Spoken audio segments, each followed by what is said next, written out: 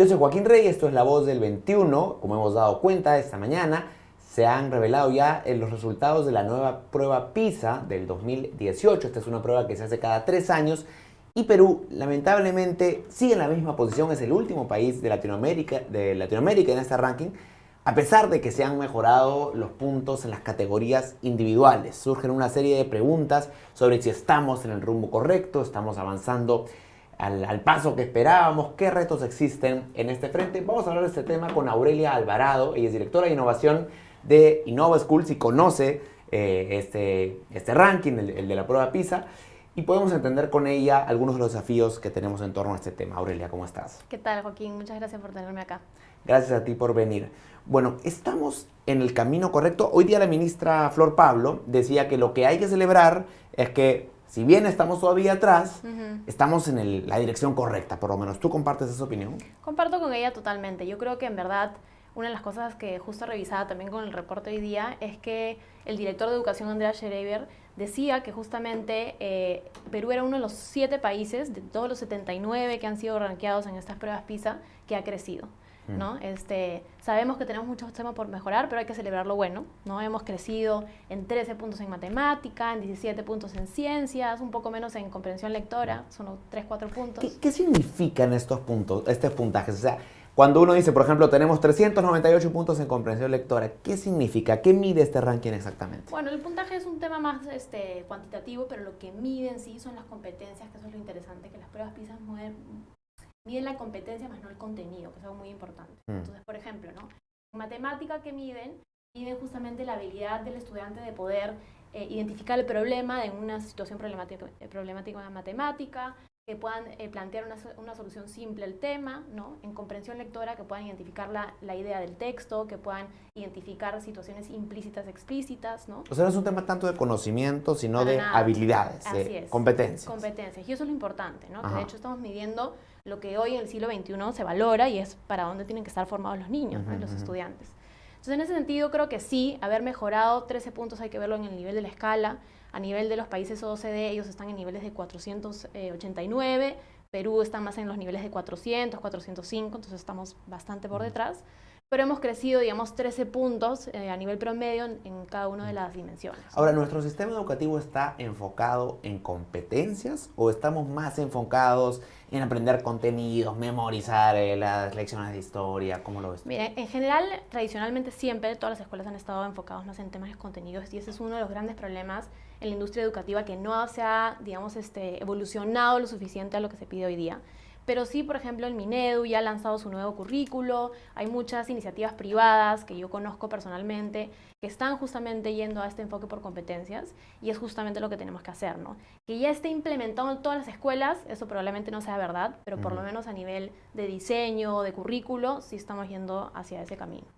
O sea, entre la medición del 2015 y la última del 2018, sí hay una diferencia en metodología que puede estar explicando estos incrementos en Así puntajes. es. No solamente metodología, ¿no? Porque sabemos que estos incrementos en los aprendizajes vienen de muchos componentes, ¿no? De capacitación docente, ¿no? De diseño curricular, de la metodología misma, incluso de las condiciones socioeconómicas que tienen los estudiantes. Todo eso aporta, además de muchas otras variables, al aprendizaje mismo del estudiante, ¿no?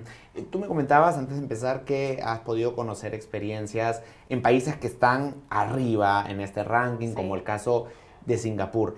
¿Hay buenas prácticas que sean trasladables al Perú Totalmente. o cada contexto sencillamente no se puede comparar? Sí, mira, yo como directora de innovación de Innova Schools, una de las cosas en las que invertimos mucho es en viajar y ver estas experiencias exitosas, ¿no? Entonces el año pasado hemos estado en India, en China, en Singapur, justamente estos países que han salido en el top 10 del ranking de PISA, ¿no? Y una de las cosas que aprendimos, por ejemplo, en Singapur, es sobre el método Singapur en matemáticas, que es súper exitoso y es algo que ya en Innova Schools tenemos implementado ahorita en primaria para el uso de matemáticas y tenemos excelentes resultados, ¿no? Eso es algo que es totalmente trasladable no solo a situaciones o condiciones como las de Innova Schools, sino cualquier escuela privada y pública también, ¿no? Es un método que se aplica donde hay que capacitar docente, hay que capacitar en metodología, hay que entender un poco cómo es la lógica, pero es un pensamiento matemático que desarrolla esta capacidad en el estudiante. Pero para aplicar este método hay un actor que es muy importante, que es el maestro, ¿no? El maestro. ¿Qué tanto espacio de mejora para cambiar la manera en la que los maestros hacen su labor en Perú crees que existe? Mira, yo creo que hoy día el maestro es una persona fundamental en el aula.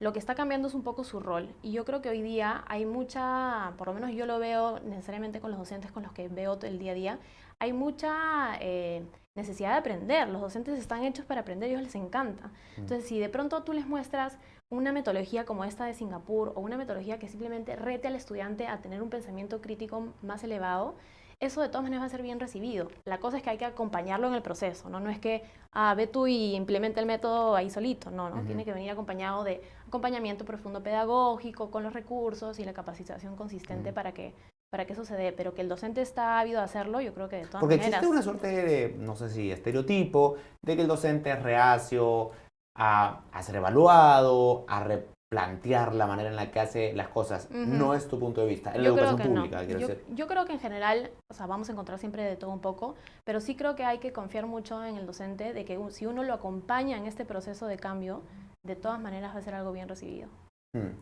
Veía que en el 2019 va a haber, en el 2020, se acaba de presentar hace 3 semanas, si no me equivoco, el presupuesto público para el próximo año, y ha habido un incremento del presupuesto en educación de 11%, entiendo, es un poco más como porcentaje del gasto público total. ¿Destinar más recursos a educación garantiza un mejor desempeño? Mira, justo leí en la mañana en el reporte PISA que hasta ahorita no se ha encontrado ninguna correlación entre mayor, digamos, esa asignación de presupuesto por estudiante con un mejor resultado. ¿Cómo explicar eso?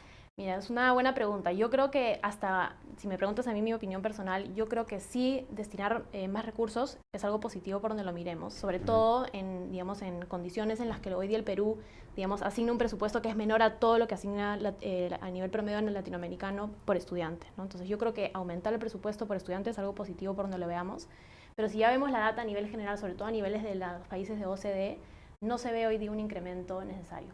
¿Por qué? Porque yo creo que hay muchas variables que impactan en el aprendizaje que no necesariamente tiene que ver con los recursos asociados a estos. ¿Cómo por ejemplo, una de las cosas que también salía en el reporte PISA es lo que se llama la mentalidad de crecimiento. No sé si lo has llegado a ver. Es un mindset o una forma de pensar del estudiante que se está midiendo en las pruebas PISA, que es que justamente formar en el estudiante la creencia de que uno es capaz de desarrollar cualquier cosa que uno se proponga hacer. Es decir, no es que yo nací más o menos inteligente que otro estudiante, o es que yo nací bueno o malo para las matemáticas, sino que si yo me propongo ser bueno en X, puedo hacerlo, ¿sí? Y eso es algo que en verdad no necesita muchos recursos, simplemente necesita de un buen maestro y un buen espacio, ¿no es cierto?, socioeconómico, de familia, que constantemente le diga al estudiante, tú sí puedes si quieres lograrlo.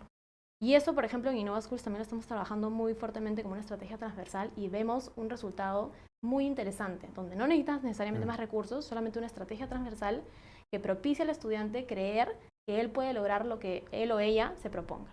Y eso tiene un impacto súper interesante en los aprendizajes y en las competencias del estudiante. Desde el sector público, ¿hay un esfuerzo por innovar? Porque tú eres directora de innovación, me cuentas que en el caso de Innova Schools hay un esfuerzo permanente por repensar las maneras en las que la experiencia del estudiante cambia.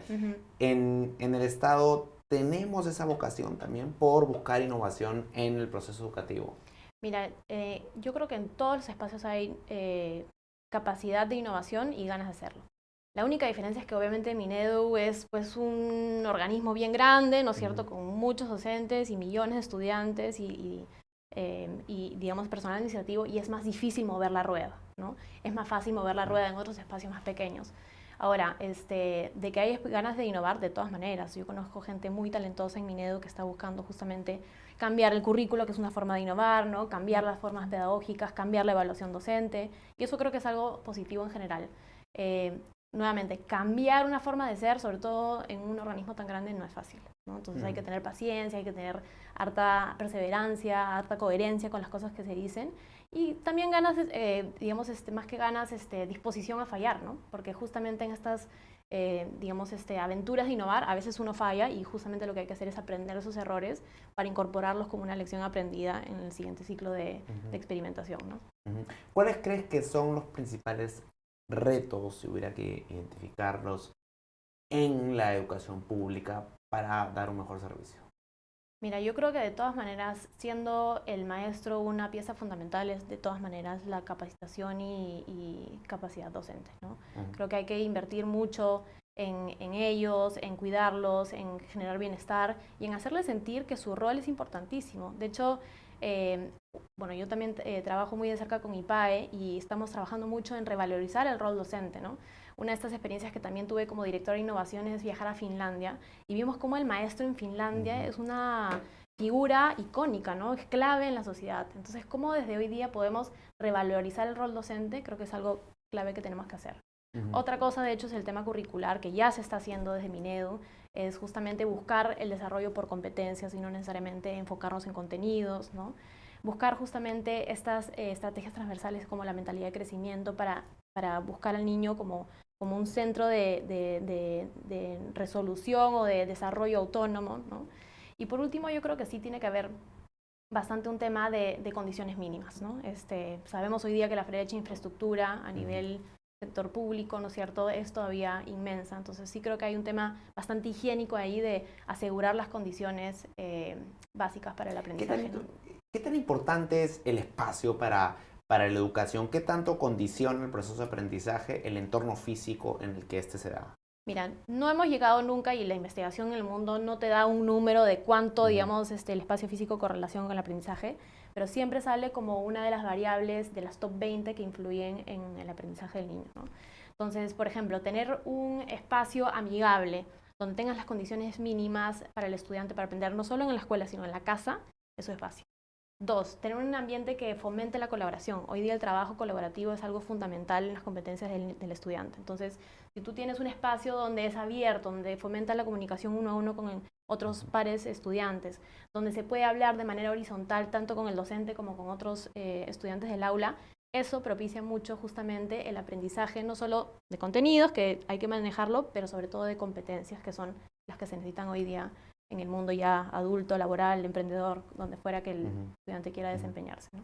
¿Cuál es tu percepción del liderazgo de la ministra Flor Pablo en líneas generales? Mira, yo a Flor Pablo no la conozco personalmente, pero tengo una muy buena percepción. Creo que es una excelente funcionaria pública. Así que yo creo que en verdad está en lo correcto. Hay que seguir fomentando mucho el trabajo con los docentes, la innovación pedagógica y sobre todo encerrar las brechas que tenemos hoy día tanto en lo rural, urbano, como también de género, ¿no? Entonces yo sí, la verdad es que aplaudo su labor y ojalá se quede obviamente para seguir con la labor de manera estable en el Ministerio Público. Aurelia, te agradezco mucho. Muchas gracias, Joaquín, a ti. Aurelia Alvarado, directora de innovación en InnovaSchools. Ya saben, entonces Perú está en el puesto 64 de 77 países evaluados en la prueba PISA 2018. Hemos mejorado en los puntajes, pero seguimos siendo el último país en la región. Hay un gran reto por delante y este es un tema ciertamente trascendental para el futuro del Perú. Vamos a seguir con más información. Sigan atentos a la programación de Perú 21 Televisión. Con permiso.